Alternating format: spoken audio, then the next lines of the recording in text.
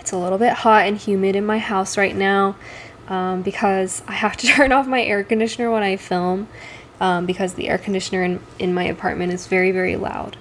And it's hot because it's June right now.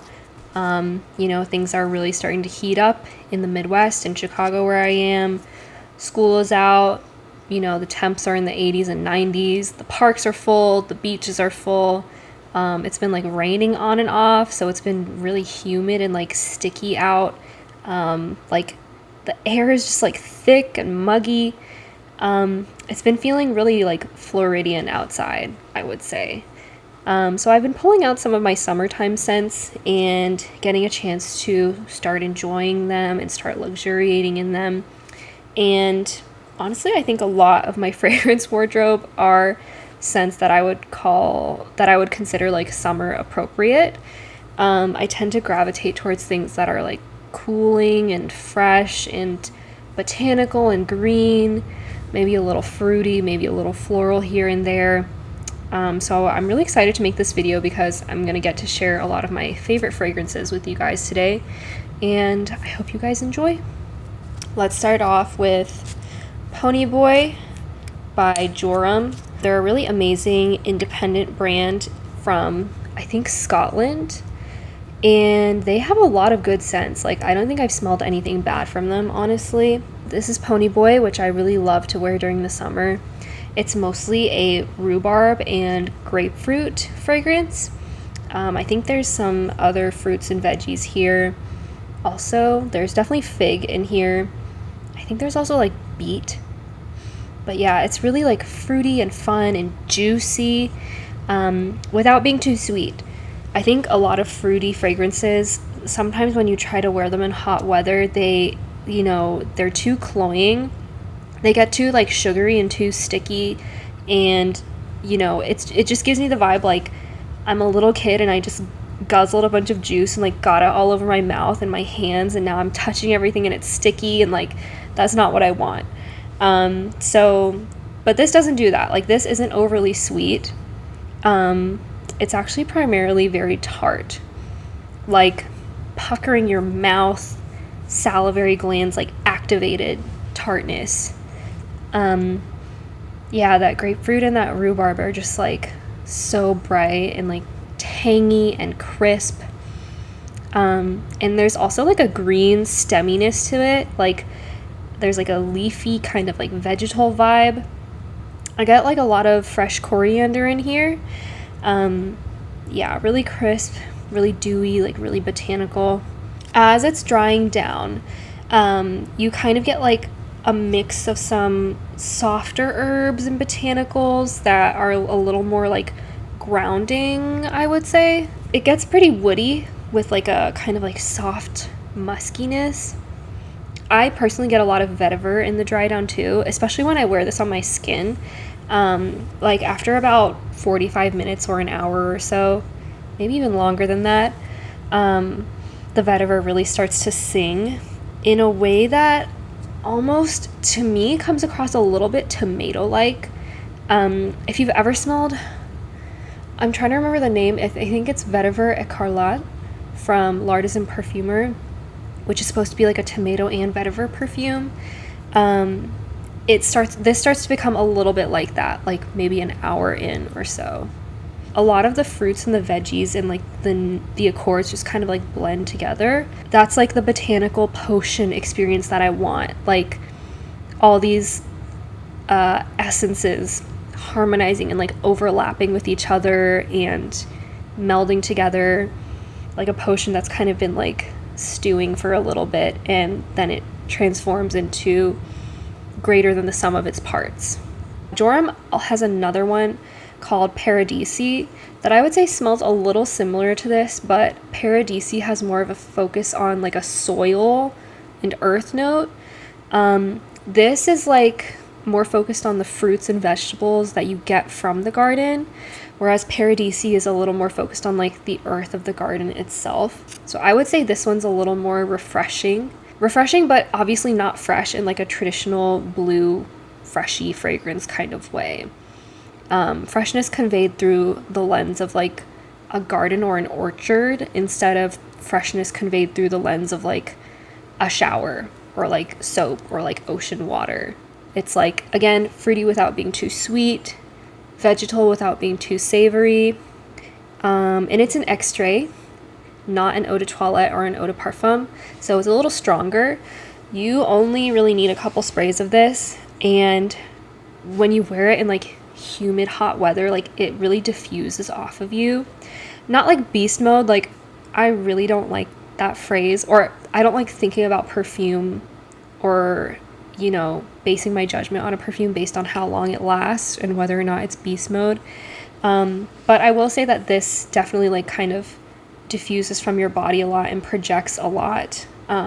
Like you can like walk down the street past people and they'll be like, wow, you smell so good, type of thing. At least in my experience. Then we have L'eau de Issey from Issey Miyake. I love this one. And I just love the bottle too. Like it's so silvery and like so 90s futurism, optimism, with that like frosted glass. And it says L'eau de Issey Eau de Toilette on the bottom. Sorry, I know my iPad is really low quality. This was the first fragrance that Issey Miyake ever released. I think it came out in, I want to say like 91 or 92.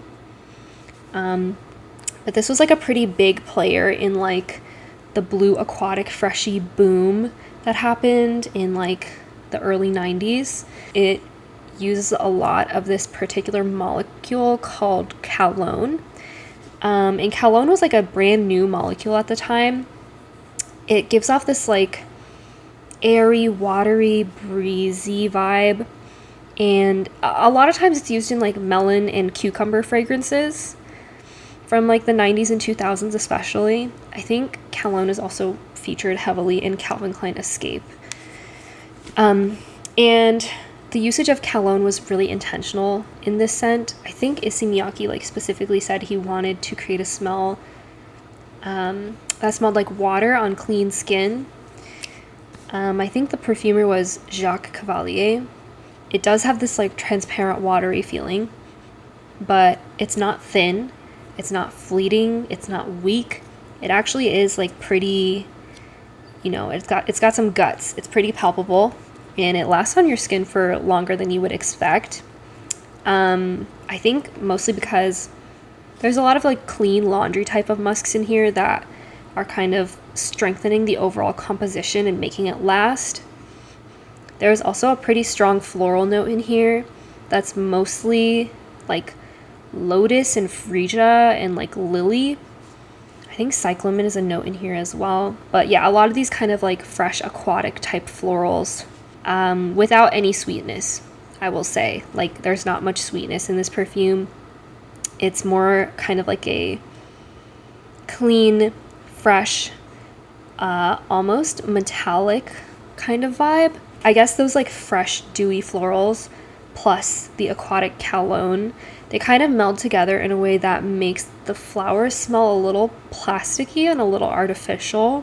It smells like a scientist like crossbred a real lotus with a fake one and like a fake plastic one. And then the resulting half-breed lotus is too sensitive to live in a real pond. It's like a freak of nature. So you have to build like a little greenhouse for it with like a little man-made plastic pond. And the greenhouse has to be like temperature controlled and air conditioned at all times. Yeah, I don't know why, but that's the vibe I'm getting with this. And actually now that I'm saying that, I'm reminded of this tragic French surrealist film. I can't remember the name. I'm gonna have to put it on the screen. The woman in the film, she gets sick one day because there's a water lily that starts to grow inside her lungs. So in order to keep living and to not die, she has to constantly be surrounded by fresh flowers at all times. And in the film, the set design for her bedroom, or like her sick room where she sleeps, it's all covered in like plastic sheeting and plastic pillows, like glass cylinders and globes like full of liquid. And of course there's like water lilies and lily pads everywhere also. And the room, it's really beautiful. Like, it's really shiny and like whimsical. But there's also this kind of like sterile, synthetic feeling to the room. So that is what this smells like to me. The hybrid child of a real water lily and a plastic one that is infertile and sterile. Like how, is it like a mule can't like sire offspring because it's like a horse and a donkey mixed together? I don't know. But basically that's what this smells like. It's like plasticky, aquatic, fresh, a little synthetic. Yeah, it smells so good. I love this one. I mean, it's a 90s fragrance, so maybe to some younger women or younger people, it might smell a little bit dated, but that's why I love it. Like, I love the plastic 90s, you know, I love that kind of like technological optimism. Next, I want to talk about Eau Dynamisante from Clarins. I have been obsessed with this fragrance for a while. I'm actually on my second bottle, which is kind of a big deal for me because it's pretty rare for me to finish full bottles. I usually try to wear everything in my wardrobe kind of equally. When it comes to my own fumes, I just really like this one. It's not even really like that groundbreaking or anything, but just something about it really appeals to me. Clarins is like a French skincare company, and this is marketed not only as a fragrance, but also as like a skin treatment. You can see on the front, it says vitality, freshness, firmness. Allegedly, you're supposed to be able to like spray this all over you, and then like the natural oils in here help to like firm up your skin and moisturize it. I don't know how accurate that actually is, but it definitely smells really good. And I love the kind of like pharmaceutical like look of the bottle. Like, it's so simple, but something about it I just really like. The smell is amazing. It's citrusy, it's herbal, it's aromatic, it's super fresh. Like, when I put this on, it's like I'm taking a quick like 5-minute cold shower during the summer to just cool down really quick. There's like a really bright zingy citrus in here, like mostly lemon. And I get a lot of like rosemary and coriander that kind of adds this like green sharpness to it. I think there's petitgrain in here, or petitgrain. That's woody. Yeah. And I kind of get a ginger vibe too, even though ginger is not listed in this fragrance. I would say honestly the overall feeling of this fragrance is a little bit like kombucha. Like, you took like a cold herbal, citrusy kombucha shower is how this feels to me. In my last video, I talked about cologne splashes, and colognes that are intended to be sort of like a quick pick-me-up rather than something that lasts all day. I feel like this is a little bit in a similar vein. It lasts longer than 4711, but it's definitely like a great granddaughter of 4711, although a little bit softer. 4711 is beautiful, but it's a little bit like a slap awake, especially because it has that like really strong biting rosemary. In contrast, Eau Dynamisante is a little bit more spa-like and a little more subdued.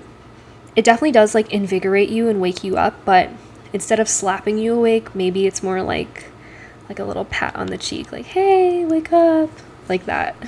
After it dries down a little bit, that zingy sour citrus fades a little, and then you have this like more soapy, woody, clean, musky base that comes through a little more. There's also an accord in here that I can't quite place my finger on. It's probably some sort of like sparkly aldehyde, but to me it just smells like cold air. Like, almost like you're like opening the fridge and you like smell the cold air. I don't know how to describe it. It's just really good. Like, to me, this fragrance is like air conditioning in a bottle.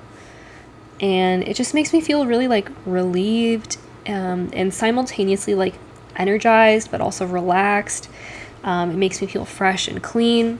Sometimes I put this bottle in my purse with me and I carry it around with me during the summer and just do a quick few little spritzes throughout the day when I'm feeling too flushed and pink and sweaty and overwhelmed.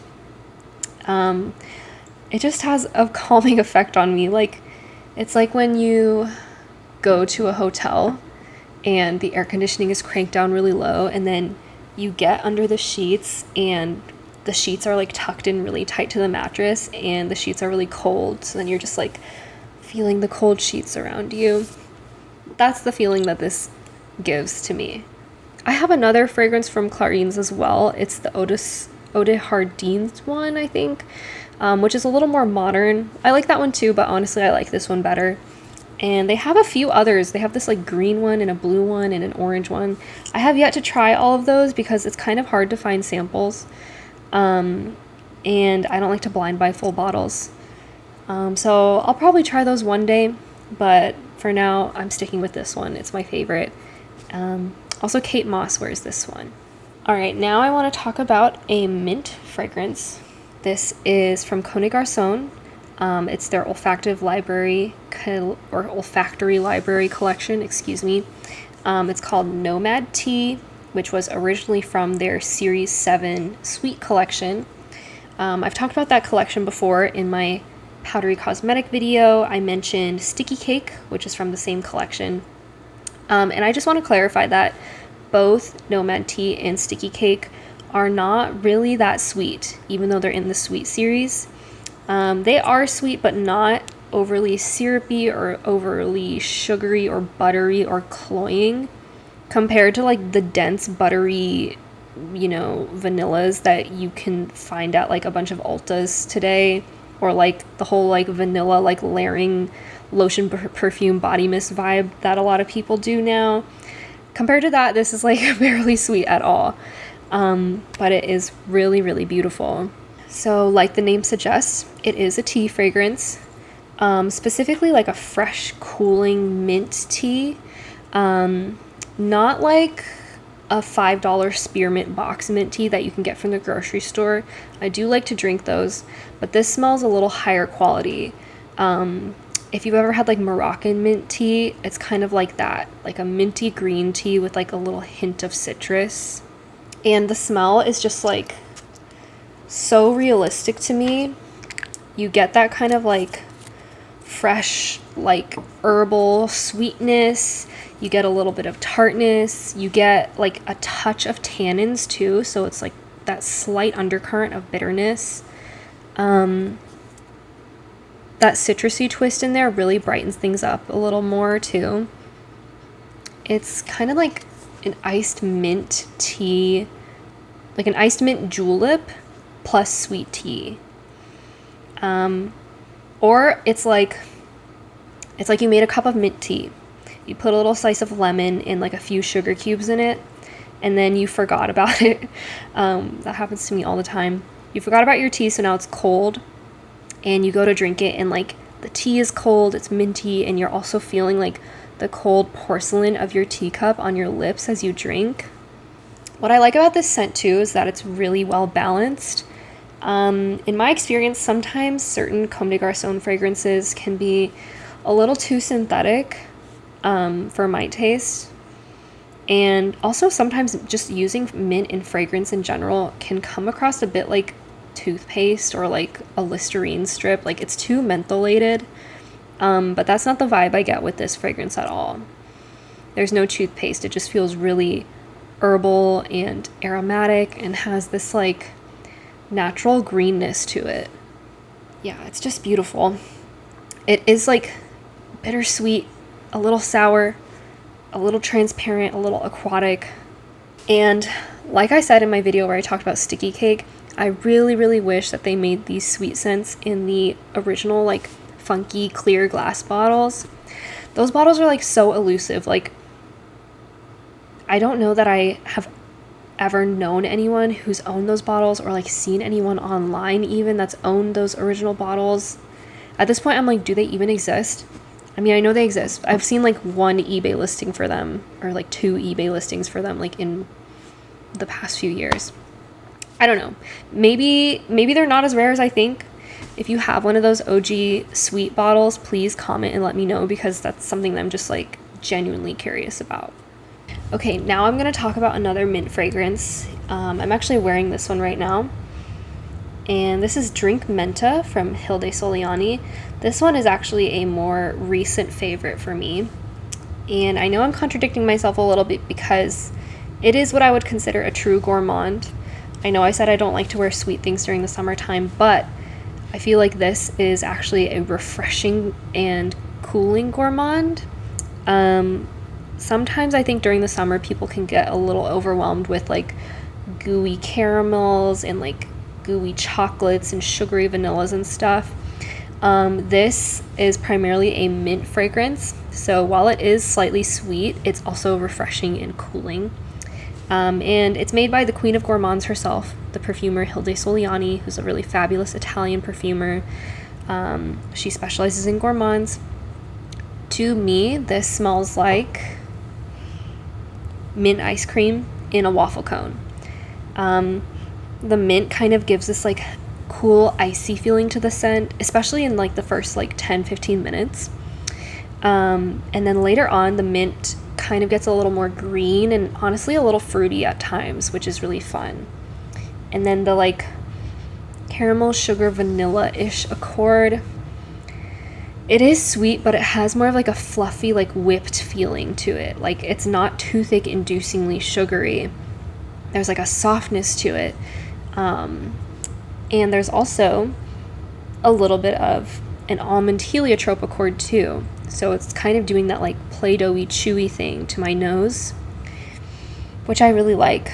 I'm not that familiar with like Italian confections or desserts or cocktails, but I feel like if this was a drink, like maybe it would be like a cocktail with amaretto and creme de menthe with like a little sprig of mint in there too. That sounds really good. It's just very pleasant and very fun and cute.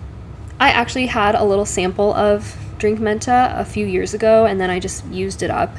But then when I went to Mer's Apothecary with Maddie last month, they had a full bottle there, so I tried it again, and I kind of like fell in love with it again. I did not get the full bottle though because unfortunately Hilde Soliani only sells 100 ml, and I never need 100 ml of anything.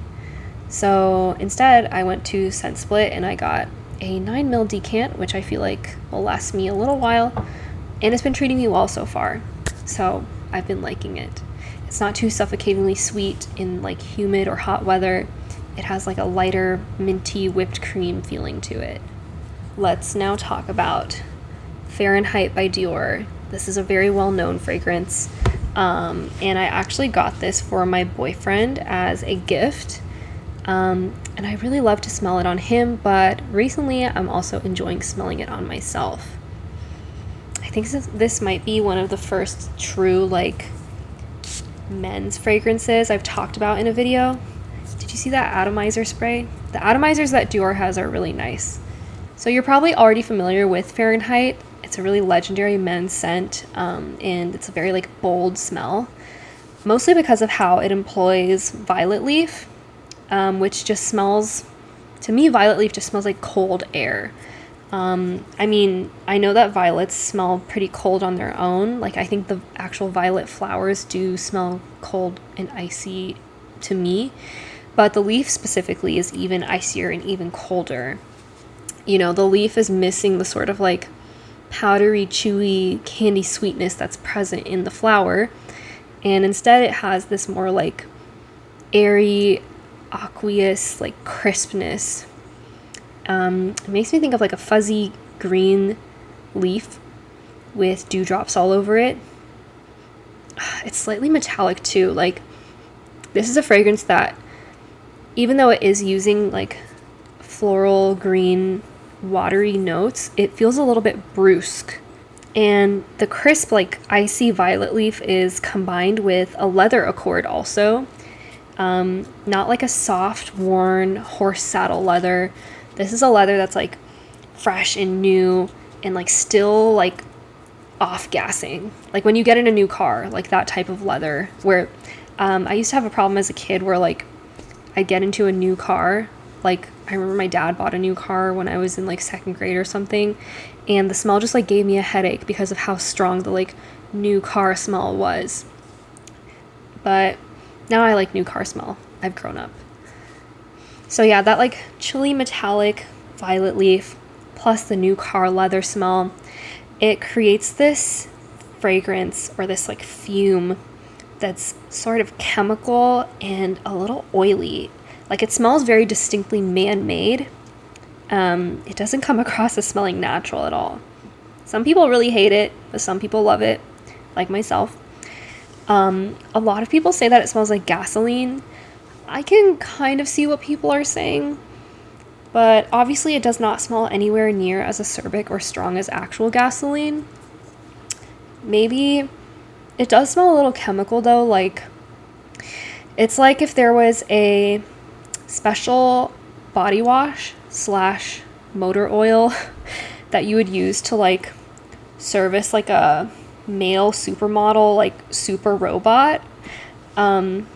Like I think maybe a cyborg that was like ultra manscaped, ultra masculinized, detached from corporeality, non-sweating, non-blushing, non-feeling, you know, doesn't eat, doesn't shit type of supermodel robot. This is what that would smell like. It's just like really addicting to smell, honestly. It really like slices a knife through like heat and humidity. Like it makes sense that they called this Fahrenheit and made the bottle this like hellish red scorched color, because that's the type of weather that you're meant to wear this in. Or I guess some people think it's contradictory because it smells cold but the bottle looks hot, but it makes sense to me. Although honestly I feel like the smell's good year round. It can be kind of fun to wear in the winter too, like you can kind of become like a ice princess robot type of thing. I've been stealing sprays from my boyfriend because I just love it. All right, the last fragrance I'm going to talk about is Fracas from Robert Piguet. So far, most of the perfumes I've talked about in this video have all been really cooling or fresh or icy or green or minty in some way. You know, perfumes to fight the heat. But this one, I think instead of fighting against the heat and cutting through humidity, this is like really embracing the balmy tropical Floridian weather and really sinking into that like muggy thick air. It's a flower that's like blooming and the heat just makes the nectar from the flower sing even more. And yeah, I mean, it's Fracas. It's a very well-known fragrance. In my last video, I talked about Bondi, also from Robert Piguet, which is considered the butch lesbian fragrance. This is Fracas, the femme lesbian fragrance, both composed by Germaine Cellier. I mean, what can I say about this scent that hasn't already been said? I feel like everyone knows about this one. If you don't, definitely like get a sample and try it, because this is like the tuberose perfume that inspired all other tuberose perfumes that came after it. It's like a really gorgeous, waxy, slightly fruity white floral. Mostly tuberose, but there's also gardenia and jasmine, like mishmashed, kind of supporting also. It's creamy, it's silky, it's really just like opulent, a little bit fleshy, a little indolic, a little humid and sweaty. And when I wear it on my skin, I feel like that kind of like peachy osmanthus note is really prominent. It's not peach in like a fake peach or like a peach candy or peach ring way though. I sometimes have problems with peach in fragrance, where it just smells like weirdly fake to me. But this doesn't do that. This is like a natural peach skin kind of vibe. Honestly, I think it's mostly the osmanthus coming through, because osmanthus can smell a little peachy. But it's so good. It's just like intoxicating. It's heady. It's like a capital F floral. But for me, like, it never becomes cloying or too much. And it's really lush. Like, lush as in luxurious opulence, but also lush as in like heavy sweet air and like thick like island vegetation. This is considered like a vintage type of scent, but I do think that's more approachable for a younger audience compared to other famous vintage scents like opium or cabochard or something like that. Of course, compared to like modern designer floral fragrances, this is way heavier and fleshier, which is a good thing in my opinion. Because if you're wearing Fracas in like a sea of Glossier You in Sol de Janeiro and Bianco Latte, you will definitely stand out from the crowd wearing this. This is just like a queen tuberose scent. It's also worn by a lot of celebrities. Courtney Love famously loves Fracas and grew up wearing it, I think. Madonna loves Fracas, and when she made her own perfume, Truth or Dare, she kind of based it on Fracas. Who else? Isabel Huppert, Isabella Blow. A lot of celebrities wore this one that I can't think of right now. I think a lot of old Hollywood movie stars allegedly wore this one. So if you want to smell like Madonna, go out and get a sample of Fracas. Right now I just have a travel spray of it. I have a few mini bottles also. In my last video I talked about Sand and Sable, which is sometimes compared to Fracas. I would say Sand and Sable is a little more soapy and banana-y. Fracas is deeper and richer and has like a warmer base. The base is more like velvety and narcotic, and it really sticks into your skin and like melts into your skin. There's also like a really pretty sweet sandalwood that grounds this a little bit and comes through. Yeah, like it's obviously not just a tuberose fragrance. Like there's a lot of supporting notes that are very well blended into this. And even though I wear Fracas year round pretty much, I really do enjoy it to the fullest during these like humid, warm months. Like it really makes me feel like I'm like a buxom blonde on a beach, but like maybe in the 50s or 60s. Honestly, just as I'm saying that, like it makes me think of Marilyn Monroe in Some Like It Hot. Like there's some kind of like tiki vibes, like tiki vacation island vibes once they get to the hotel. There's a lot of like sunny beach resort boating vibes in that movie, but also very like glamorous costumes and glamorous styling. I know the movie's supposed to take place in the 20s, but the way that they style Marilyn in that movie is very 50s, like Hollywood glam. So I would definitely wear this perfume if I was like a sultry jazz singer at a beach resort, looking for a millionaire husband with a boat. This is what I would wear. Those are all the fragrances that I wanted to show you guys. Thank you guys for watching. I've really been liking all of these and wearing them a lot in the past few weeks, because the weather has just been so like insanely humid and hot. So let me know what some of your favorite fragrances for summertime are, and let me know if you own one of the original Comme des Garçons Sweet Series 7 bottles, because I'm very curious about that. And yeah, if you comment, I try to reply to like almost every single comment. I love to hear what you guys have to say. So thank you guys for watching, and I will see you in the next one. Bye.